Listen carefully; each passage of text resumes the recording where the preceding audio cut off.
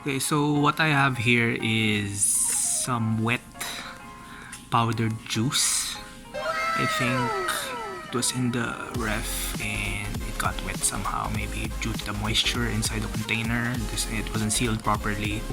I managed to remove most of what got wet, and I am wondering how I can dry this somehow so I can still store it back in the refrigerator.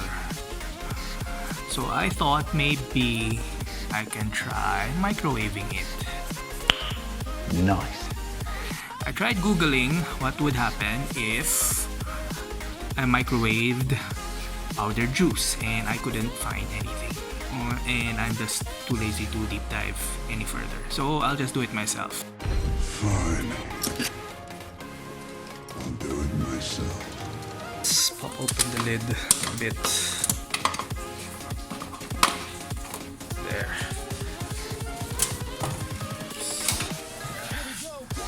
Alright, let's maybe put in. I usually use the steam option. It's not working. Go. What will happen? Hopefully it won't pop. I don't think it will since it's mostly dry.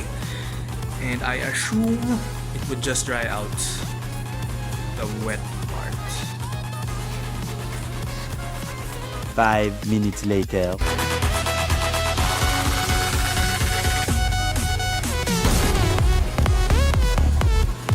"75 years later."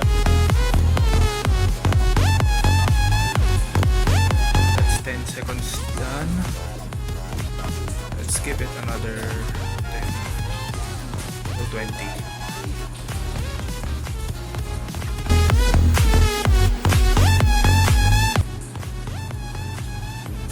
Okay. Alright. Let's see how that went. Okay. It's a bit warm, but that's expected. I can smell the sugar. It's, I think, caramelizing. But I think that's the point.